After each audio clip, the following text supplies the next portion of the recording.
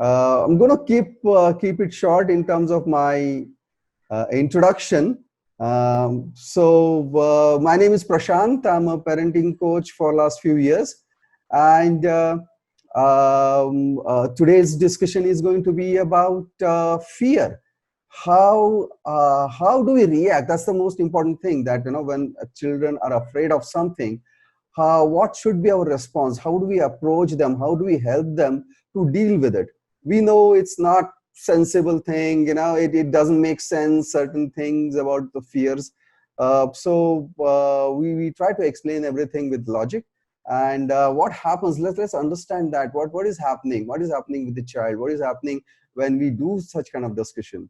Yeah, so there's going to be three parts to it. We'll understand what is fear quickly, and then we will understand what is the source of it, where is it coming from. That will help us to deal with it little more sensitively and little more in a better manner. Then finally we will talk about how do we respond to our children when they're afraid or they come up with some such complaint, how what to do then. So what is fear?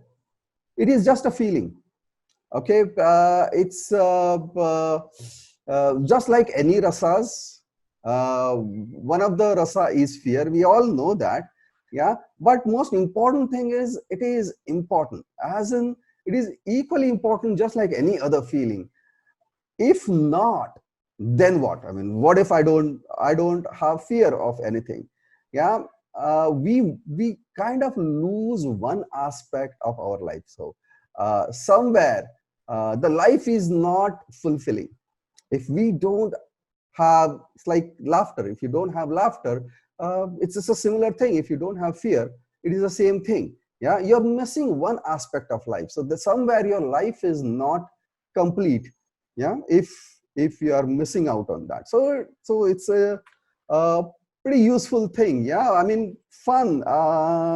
Imagine that you're on roller coaster and you're not fearful. Then what's the fun of roller coaster? You're watching a horror movie. What's the fun of watching a horror movie? Similarly, it is useful and essential. Imagine you are using a sharp knife and you're not fearful. There is a disease called people don't feel pain. I would say very interesting movie. There's a movie called Mard Ko Dard Nahi Hota. So there's a guy who doesn't have feeling of pain, and he ends up getting into a lot of accidents because he will cut himself or he will break his bone because he doesn't know when to stop. Okay, so similarly, you will keep going higher, taking certain risks, and you don't know whether this is harmful to you or not. So fear of heights, fear of reptiles, these are useful for us, and they've been kind of built into us so that nature, it's a nature's device to protect us.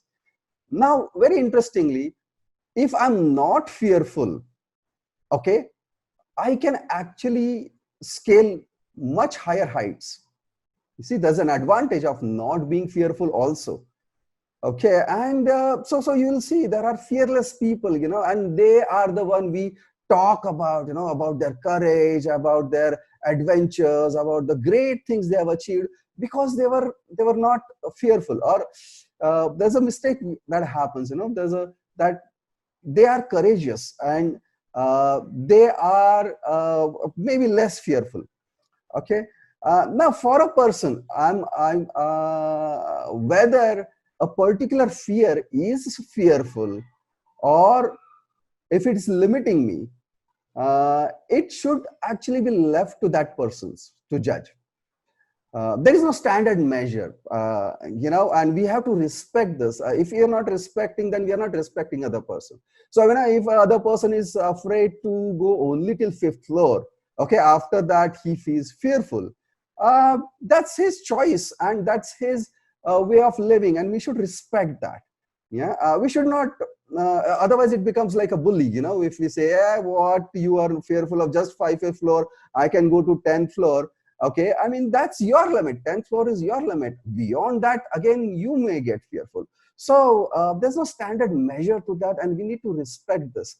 So we need to allow other person to have his fear, and then, you know, maybe if he's asking for it, help that person to work with it, you know, how he can work toward to get over his limitations and his fear. So that's a separate topic, but first I would say respect others fear. You know, it's his choice whether he's, if he's limiting and if he's fine with it, we need to allow that. Okay. But basically, to summarize, it is feeling fun and useful. Okay. Where does fear come from? Now this is very interesting. Lot of it, and I would say most of it, it comes from our ancestors. Okay, our ancestors have lived in conditions where it was all predator and prey environment, so they have to be pretty fearful, otherwise they cannot survive. Yeah, and so that's how it's been useful to them. Okay. Today's environment is almost pretty safe. Yeah, so, you know, being fearful of corona has kept us home and safe because of that. So basically, lot of it has come genetically. Okay. Now interestingly, many times our experiences help us get over these fears. So that's another thing we need to understand, is that experience. Okay, so, you know, we have natural fear for reptiles. Then what do? Then we slowly see others, how they are handling them. Then we go near, then we handle them. Okay, simple as, you know, a lot of people feel fearful about dogs, but then, you know, one of the friend has a pet, and then you go and touch, and you know, the dog nods and everything, and then slowly, because of the experience, you get over it. So that's the key. You know, we can get over some of these fears by our through our experiences. Okay. uh, some fear are because of our emotional baggage. Yeah, and this is where parents play a lot of role. uh, when, you know, they need to make sure they are in a less fearful, less stressful environment when they conceive the child, because that's what is going to get into the child. So a parent's emotional state when they are conceiving, mother's emotional state when she is carrying the baby, plays a great deal of role in terms of what emotional baggage the child is going to carry. And so that's why that's another important aspect of what fear we carry when we are born. The parents have an important role to play. Again, the first 7 years, they play a very important role in terms of what we are going through. And if we are going through a lot of trauma, abuse, abandonment, in fact, even if a child feels lack of love, okay, that adds to certain amount kind of fears in a child. And that can manifest in a different manner, especially in terms of relationship that they build, and then the fear they will carry in relationship. So childhood trauma is another aspect we need to keep in mind when you know so in terms of source of the fear. So genetic emotional baggage and childhood trauma are key, I would say. There are other fears which basically gives us stress, and they're pretty artificial because of the modern lifestyle. um, Everyone wants to be special. We saw certain things in bullying. Okay, those are the modern fears, that, you know, we want to be special, and that creates stress. We want to be number one, we want to you know, be ambitious, and that creates stress, and there are certain fears and anxiety because of that. So that's another aspect. We're not going to talk about that today. Yeah, then now comes the main point. How do we respond to a child when they are fearful? Okay, again, I would say I will start in terms of fundamentals. You know, first thing is we have responsibility to create a open communication environment, so that child can talk about fears, because many times you will see children will not talk if they're carrying any fear. Okay, you might have to watch them in their action, but for a simple reason that nobody wants to show their weakness. Okay, so here there's a responsibility for parents, that they create an environment that if a child feels fearful, he should be able to come and express, mom, I'm really afraid of dark, I feel somebody is under my inside my closet, in my cupboard, in my drawer, and I'm afraid of opening it. How silly it may sound, and child knows that he's sounding silly, and he might want to not verbalize those things, but we want our children to be that open and come and talk to us.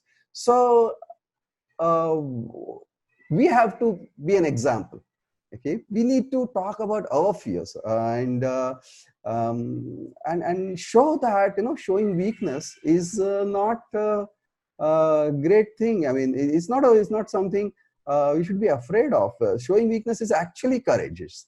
Okay, that's the first step towards facing your fear and courageous, and we need to be an example of it. So I would say, sometimes you might want to share your weakness stories where you felt certain fearful thing in your past.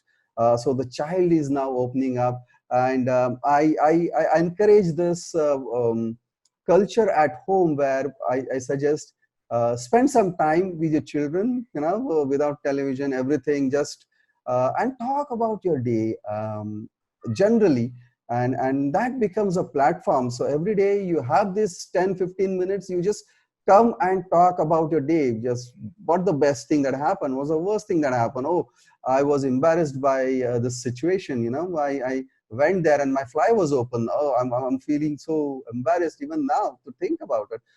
Talk about it, and then it's not a then the child faces that situation, he knows that okay, it's not a big deal when such thing happens. So I would say, create that environment and open communication channel where child can talk about such things openly. Another most important thing is, when your child is talking, don't interrupt, don't judge, don't give them solution, just pay attention and do, I see, okay, oh, was it that fearful? Okay, you think there is something in your cupboard. Oh, I see, you feel like that, don't pass judgment. Okay, next, when your child is talking about fears, uh, refrain from lecturing and giving solutions. So most of the time what happens is, many parents start giving logical explanation. Okay, uh, what, you think there is a boogeyman in your cupboard? Yeah, what happens to the boogeyman when you open it? I don't see it. Don't give logical explanation where the child will feel discouraged to share anything next time. Allow them to express freely, and don't give them any solutions, don't immediately jump, because many times children feel that they can solve their problem, and if you are giving them solution, that means you are superior to them, and they might not like that idea. And unless they are asking you for solution, I would suggest wait, and then comes the next step, that is acknowledge her fear. Okay, so acknowledging means, oh really, oh, so then you must be feeling not to get out of your bed only. Yeah, you think there's someone in your cupboard under your bed. Oh, then did you feel like looking at it? So, acknowledge that it is okay to be fearful. Okay, and if maybe not of darkness, we are not afraid of darkness, but we are afraid of something. So you know what it is to be fearful, and you need to tell the child that you also understand by certain things you are fearful about, and that is called acknowledging feeling that it is okay, and to have fearful feelings. When we were child, we also had similar feelings, and even though we know now, that is because we have gone through certain experience. So I would say, allow them to have that fear and acknowledge that, right? Next, here's an interesting thing. Okay, dilute their fear with discovery. Right now, this is where a lot of times what happens is, because children are fearful of certain things, parents tend to avoid those situations for the children, and that is the biggest mistake that happens. So I would suggest, like, if the child is afraid of darkness, we need to start discussing darkness, as in, talk about it, that first your experience, what was your experience about darkness.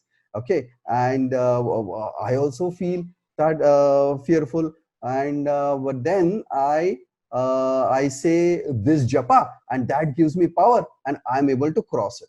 Okay, this is a tool that they will receive to now work with darkness.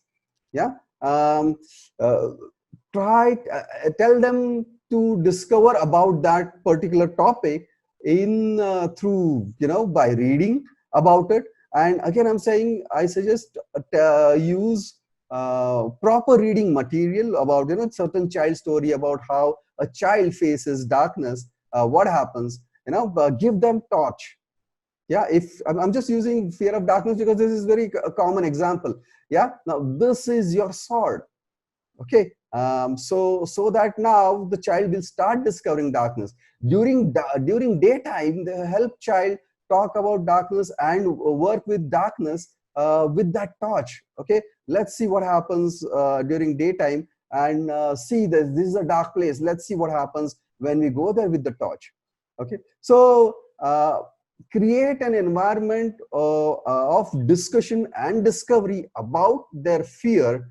Okay, this will dilute it. What happens with us is, there's a desensitization that happens about anything when we use that particular thing in for longer period of time. Remember, a lot of discussion happens with about video game. If the child is playing a lot of violent video game or watching violent movies, then they will be desensitized for violence. Okay, um, so that's true. Anything that we use in excess, we will be desensitized towards it. So the darkness now, we are desensitizing the child with the darkness. So they are getting used to that darkness. Yeah. So that's the fourth step, where we will dilute the whole fearful thing with the discovery as a tool, right? And then comes the experience step.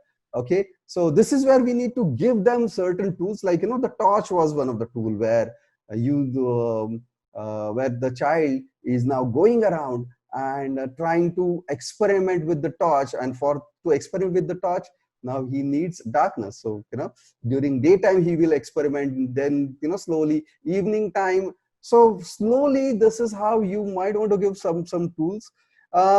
You might also, there are different tools. You can just tell the child to write about it. Okay, let them keep thinking about it. So discovery and experience need not be a separate stage, it can go hand in hand.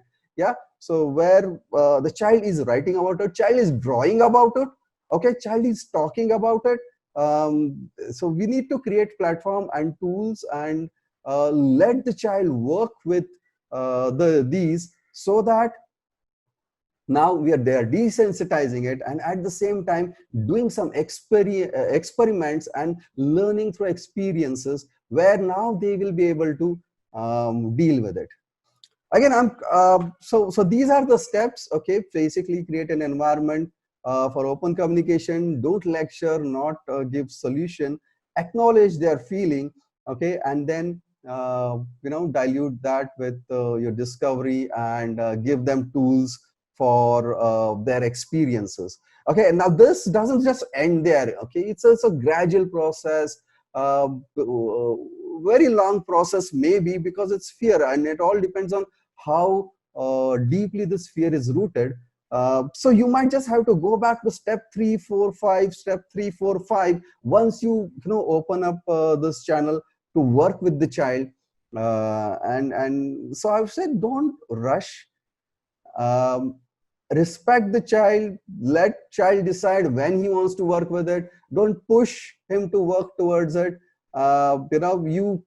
it's all about inviting you creating certain environment where child feels like working with it, and let the child work with it, or with her pace. Okay, so that's it for about fear from me. Yeah, I'll open up discussion right now. So if you have any questions, can I answer? Yeah, just unmute yourself. Yeah. Hello, Prashant sir. It was nice to know about that fear from you. I'm Rupali. We live in Hoyabilla A building in Aditya Garden City. Okay. Um, Hi. Hi. I just wanted to know if the child is fearful full of some objects or birds or dogs, and Okay. we constantly try to make him go and see them, but he still is resistant. So how Yes. can we approach that? I mean, how can we approach him not to be getting feared of the birds or animals as such? Right. So let's just say dog. Okay. And so coming back to our discussion. So you open up these topics with the child. Okay. By maybe nighttime story, and where we tell them story about the dog and what the dog does and how it happens. Okay. And Okay. also say. Here's another very interesting thing, that to avoid horror movies. A lot of times horror movies give a very wrong impression of things. Okay, not just Okay. because it's horror and it should be afraid of it, but because it gives a wrong impression of Mm-hmm. things. So we just have 10 minutes. I got a message here. So that's why it should be avoided. Fear is what basically, you're afraid of something which is not real, and that's what horror movies are. So coming back to the point, use a story of a dog. Okay, you Mm-hmm. might want to tell them that dogs, they smell fear. Okay, so Okay. that's information. Okay, and you can use a dog encyclopedia where they know about dog more. Okay, what happens Okay. when you see a tail wagging, what is happening. Okay, and then Right. start doing discovery. So your friend might have a pet who's a dog. You might, if there's a puppy, even better. Okay, then the child will be more encouraged. Yeah, and just Right. go there and don't force your child to be with the dog. Okay, you can keep Right. that dog Okay. away in the separate room and you go play with the dog, and let the child just watch. Yeah, Okay. this is Yeah. this is how you'll pace. This is what we call pacing. Yeah, where the child is able to see what a baby step they can take. Okay, with Mm-hmm. their own pace, and then work towards their fear. Yeah, when they see puppy, yeah, then maybe little bigger dog, or there are dogs who are small in sizes. Let them be comfortable with that. Yeah, and just Okay. make sure that they are friendly dog, because at times the dog, if not friendly, the child might get more afraid. But then again, this is the step. Give them tools, give them baby steps where they, and again, it has to be their choice rather than we forcing Right. them, or Force giving them. them, hey, Right. what are you afraid? Yeah, see, I can do this. Oh, come on, you're a courageous child, come on, we are not afraid of these things. Mm. That will be bullying, and child might go more in her shell. So I would say Okay. pace it up for them. Yeah. Okay. Okay. Thank you. Thank you for that. Yeah, any other questions I can take up?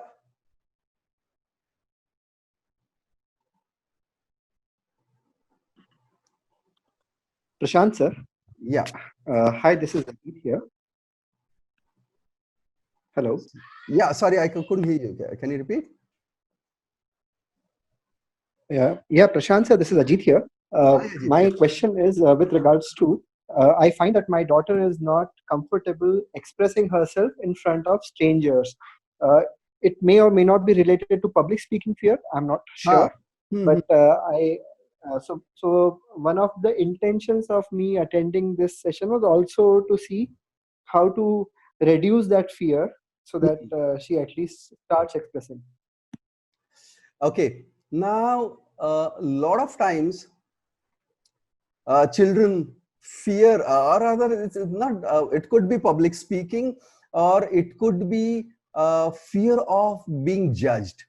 So what happens is, certain children, now there are two aspects to it. One is nature, where a child can be introvert, and because of that she's not expressing herself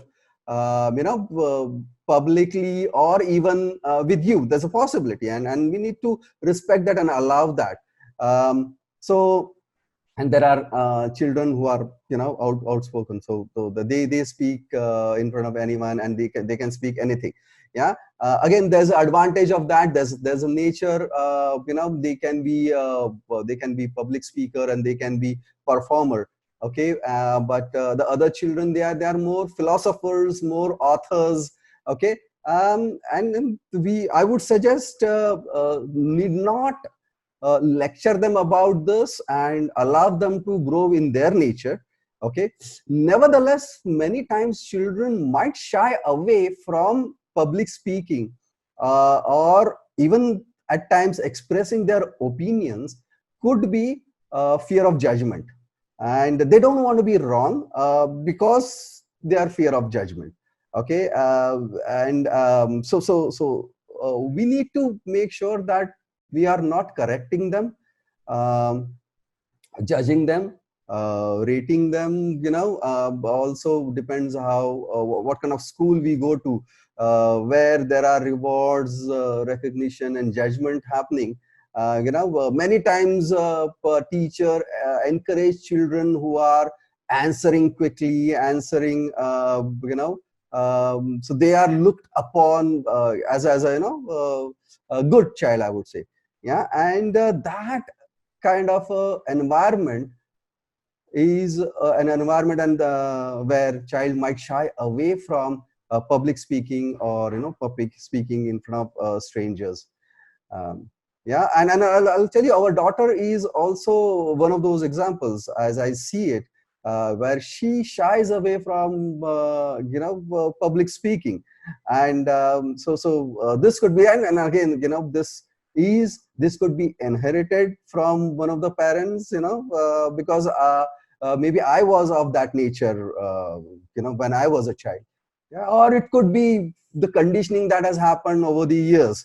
So we don't know, but we know how we can work towards it. Just create that open environment of, open environment for open communication, and that can help child to be more open with you as well as in public. Yeah. Thank you, sir. That was very insightful, and we will see where all we can change the environment. Thanks a lot. And this is so that yeah, we'll talk about this again more in terms of how rewards and recognition works in our next discussion. I was telling in the beginning, we want to do that as a next discussion. Any more questions on this particular topic? Yeah. Hi, Bhaiya, Varsha here. Hi Didi. Hello. Yes. Yeah, hi. Yes, sir, there was one more thing, that we have two daughters, Agrima and Arohi. So many times it happens that because Arohi is so extrovert, everybody praises her. And everybody says Agrima is introvert and she is extrovert. So I think that also plays a role. I don't know. Again, more we emphasize that a particular child is like that, that also roots in a child. Yeah. So I would say we should refrain from it, of course. Again, a particular child getting attention and praise, that can also have an effect on the other child, in terms of that people are judgmental, and they will, if you perform, then they will praise. So that can also be an effect. Yes. Yeah. So we need to make sure that there's an we can refrain. Yeah. That we can refrain, but we cannot stop others to do that. True. So as a parent, what we can do? as a parent, we have a choice of selecting our environment. Yeah, and I keep telling this, that there's not much you can control when it comes to society, number one. Yeah. But what kind of society we can live in is again our choice. What kind of school we send our children to, that's again our choice.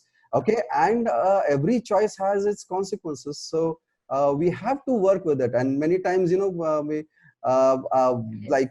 chose Rishi Gurukulam for its advantages, and we are definitely getting its advantages. But at the same time, no one school can be 100%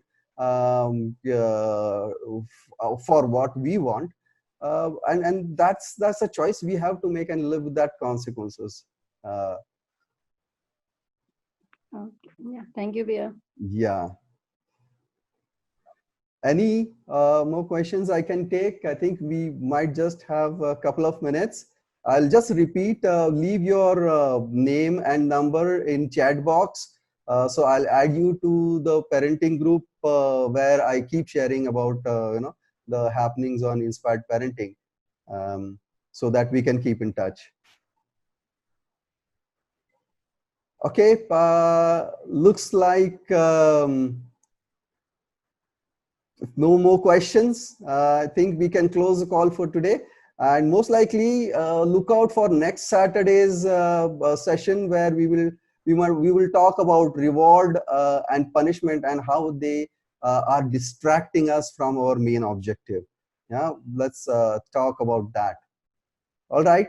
Thank you very much for your time.